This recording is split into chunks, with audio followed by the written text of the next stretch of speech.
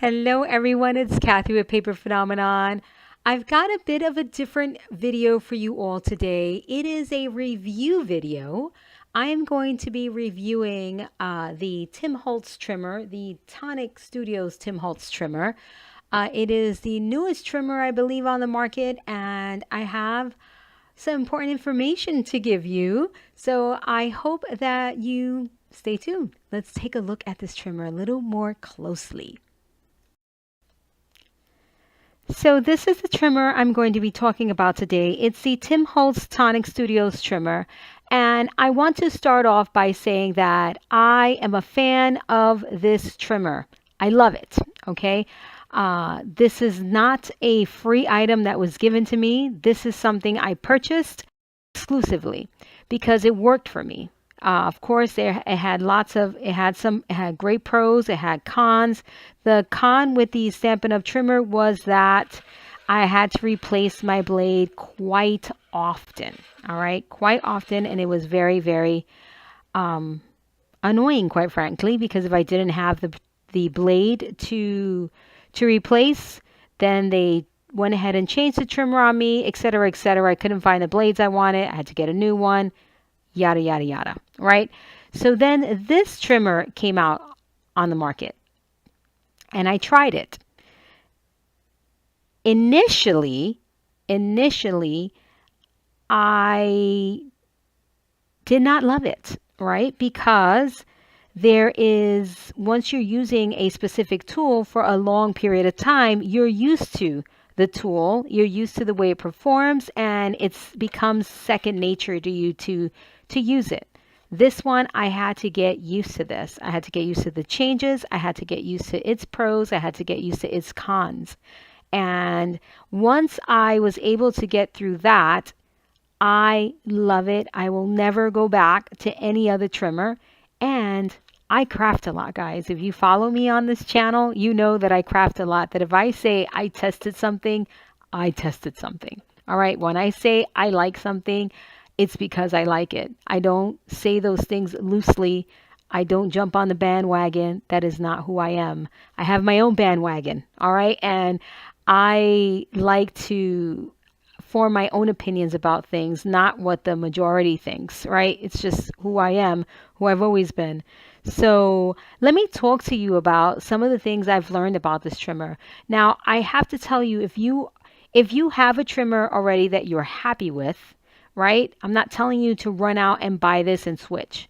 What I'm telling you is, if you are in the market for a new trimmer, all right, and I would recommend this trimmer, okay? I would recommend this trimmer. I bought this trimmer because I needed a new trimmer. My Stampin' Up! Trimmer was, again, blade replacement was my biggest problem, but something in the ruler was happening. And again, I had it for a very long time. This is not poo-pooing the Stampin' Up! Trimmer at all. The point is I needed a new trimmer. So my choice was buy another Stampin' Up! Trimmer or get something new to try it, right? So I bought this one, and gosh, I am so glad that I did because I love it. The one thing I love is the cutting mechanism, all right? I'm not going to get into any technical things here. I'm telling you, it cuts beautifully. Now, is there a learning curve? Yes, there is, okay? You must cut properly with the trimmer, otherwise the trimmer does not perform, okay? So one of the things that I have learned is, this is an 80-pound cardstock. This is my brand of cardstock, Maker Basics 80-pound in the black. What I have learned is that if you just place your paper in here and cut, and of course now it's going to do a pretty good job, you don't get a clean cut. In order to get a clean cut for the trimmer to perform the way it should, as per the manufacturer, you must hold this little piece down here, okay? You must hold it to get a beautifully clean cut every single time, okay? These products come with recommendations and instructions from the manufacturer for a reason. It's so that you can follow them, right? But we tend to do our own thing, and then if it doesn't work, we blame the tool. That's not the case. Zero. That is hardly ever the case. You must do what it says. Look at this teeny tiny piece, guys. Just perfection. This teeny tiny piece here. This is about 1/4 of an inch. All right. I'm going to talk about cons because nobody wants to hear, oh, it's so fabulous all the time, right? The con here for me is where it ends here at 6 1/4. All right. And then when you extend the ruler, you get immediately in the ruler, the measurement is 6 3/4. So you can see the 6 5/8 of an inch and then 6 3/4 inches. That was a con for me, but you learn your tools. There is a clear defining area for the 6 1/2 inch mark, which is this one right here. There's a bit of this beveled edge right here. Okay, and it's this second one right here, which is your 6 1/2 inch mark exactly. Okay, so you go to this second beveled edge right here. All right, and it is 6 1/2 inches exactly. Okay, so there is a 6 1/2 inch mark. It's just not clearly defined. The very first one, this very first one here is your 6 3/8 inch mark. If you think that it didn't have one, you were wrong. It does have one. You just have to learn your tool. Okay? If you do not learn your tools, you will not know these things. So when people say there is no 6 3/8 inch mark, there is no 6 1/2 inch mark, there is. There's just no number there. Okay? So that first beveled edge here is 6 3/8 of an inch. The second one is 6 1/2, and then there is your 6 5/8 inch, your 6 3/4 inch, so on and so forth. So there's that one. Okay. The second thing is, oh, it doesn't cut straight. It does. I mean, it doesn't give you a clean cut. It absolutely does. You have to hold this down. Okay, which is the most important one. You must hold this down. There are times that you don't hold it down. See, I already trained myself to hold it down. And you may get a clean edge. You may get a clean cut. But if you do not, you will not. Okay? And it does cut both front and back cleanly. But you have to hold this down. If you don't, it will not. All right? See? There you go.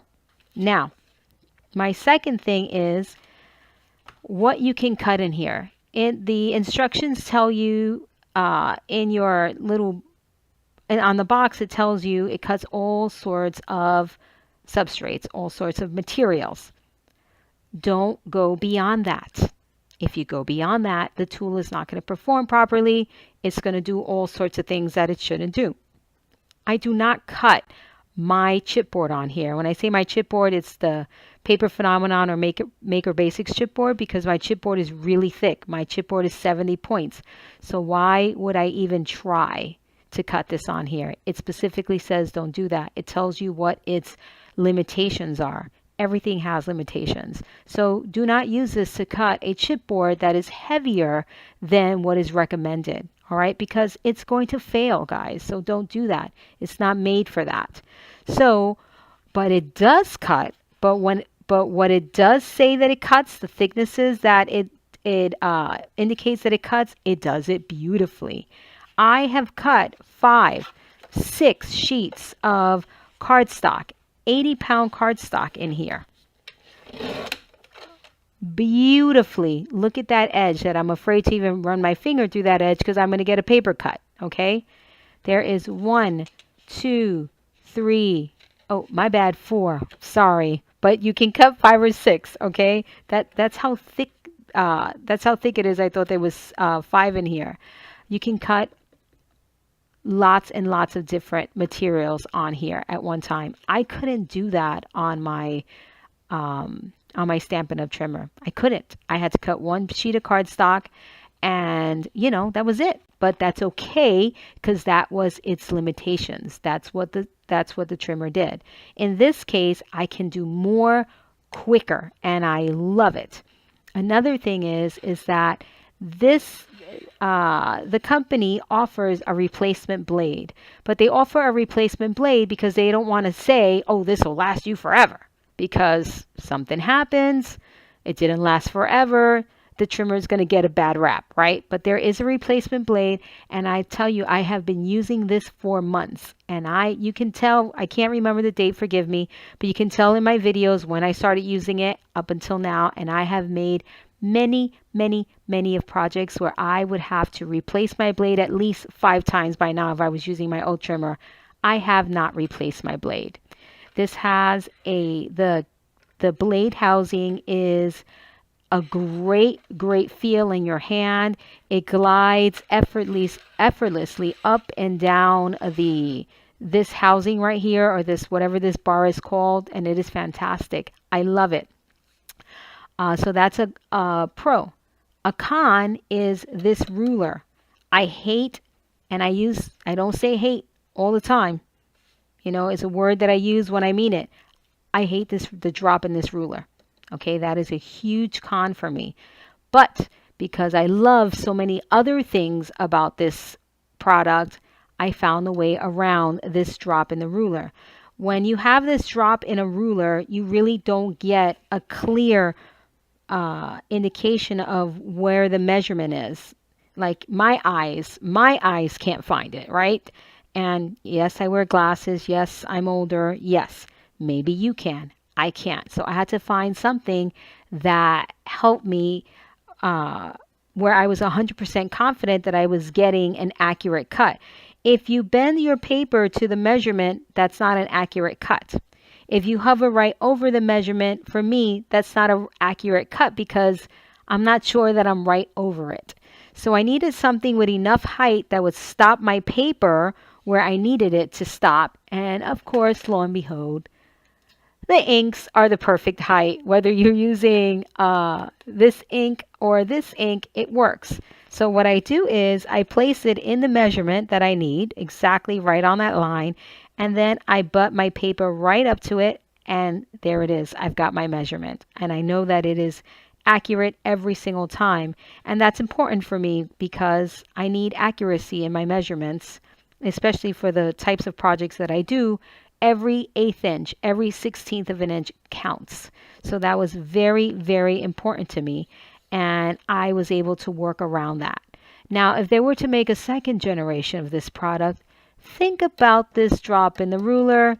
This would be a huge fix, and then I would have to tell you there is absolutely nothing wrong with this trimmer. It would be perfection. Okay? Now, I'm not going to bore you with all sorts of stories and all of this stuff. I'm telling you what the trimmer does. It cuts. It performs at 100%. Now you have to use it properly. Okay? That is the key. Holding down this bar when you cut. Not cutting materials that are too thick for the trimmer. And finding solutions to work around the things that don't work, that are not to your liking. And I found those things. So I love it. So thank you. Tonic Studios, Tim Holtz, for making an excellent product. And if you're again, I'm not telling you to throw your trimmer away, but if it's time to buy a new trimmer, I highly recommend this, and just give it a shot. Get used to it, especially if you've been using something for a very long time and you're used to the way the other tool performs. You gotta learn your new tool. All right, you must learn your new tool. So I love it. And I know many of you are going to ask what other trimmer I use to cut my chipboard. I will insert a picture here and leave you a link in. No, I'm not going to insert a picture. I will leave you a link in the description box below. It is called a Rotatrim. And the Rotatrim is excellent for cardstock, yes, but super efficient when it comes to heavy materials. Why do I not use a Rotatrim exclusively? Because it is not portable. I can't put it here on my desk. I can't keep it beside me in my workspace. It's just, it's huge. It's a huge trimmer and it needs its dedicated space. This is heavier than my Stampin' Up! Trimmer, but it's still portable enough that I can use it. I can move it around on my desk and keep it on my desk with my mini album. Again, you have to get used to it. The height on this tool is so different than the Stampin' Up! One. So you have to get used to the tool, the placement of your projects, etc. So give it a chance. Don't poo-poo it immediately if you cut something and it doesn't cut straight. Don't. See? Do you see that edge there? Because I didn't hold the bar down. See? You must use it. There it is, right up against white. See that? You must use it the way the manufacturer intended. All right? You must. This is why when I read reviews, it's important that I find consistency in what the complaint is. Because if there is no consistency, that means that it is the likelihood of that being correct is very high. All right. But when there is inconsistent reviews, some people love it, some people hate it, you have to figure out why that is. All right. And that is usually preference, personal preference. All right. And in order to find out if you are going to love something, you have to try it and you have to use it exactly the way the manufacturer lists is the first thing to do. And then you find other ways, right? You find your own ways to use things. Another thing I want to point out is that I love that it has the measurements on this side of the trimmer here. You see that? I love that. That's very helpful to me. So immediately I can go in and cut my 1/2 inch from that side and not have to do, you know, the 1/2 inch from, which I wouldn't be able to do from this side. You have to do here. So I love that. My 1/4 inch, I always do from this side. I always subtract the 1/4 of an inch. So that's just my thing. But you can absolutely do all your smaller measurements from the left-hand side. And then when you continue here on the right-hand side, it gives you those smaller measurements as well. You start from the 3/4 inch to 1 inch, 1 1/4 inch, etc. So for your 1/4 inch, I just do here, right? I subtract from the wide side, from the right-hand side. Anything 1/2 inch and above, for 1/2 inch, 3/4 inch, 1 inch, I usually do from the left-hand side. And it just works out perfectly for me. So there's your 3/4 inch. So here's your 1/4 inch, your 1/2 inch, your 3/4 inch, and you see how easy it was for me to achieve that. These are not easy cuts to achieve on every single trimmer, and the fact that you can do this works great. It also has 1/8 inch measurements, which is very, very important to me. It may not have it here in the grid, but it's certainly here in your ruler, which is good enough for me. All right, it works perfectly. So I love that. All right, and if you have any questions of anything that you would like me to cover on this trimmer, I will be happy to do it. However, I will not test things that are not recommended by a manufacturer, by the packaging on the trimmer. That's just something I would not do. All right, but for cardstock and the suggestions by the manufacturer, absolutely you can cut on this trimmer. Anything outside of that, don't do it, my friends. And find ways to help you work through whatever shortcomings you think it may have. And listen, I have tested trimmers, okay? I have tested trimmers, and the only one I stuck to was the Stampin' Up! One. Now this one will be on my desk for ever until they fix. If they decide to re-engineer this ruler, I would buy that one. I would certainly buy that one because sometimes it's annoying to grab this. But hey, I get my cuts. I'm a happy camper. This is Kathy with Paper Phenomenon. Again, if you're in the market for getting a new trimmer, I highly, highly recommend this trimmer. Until next time.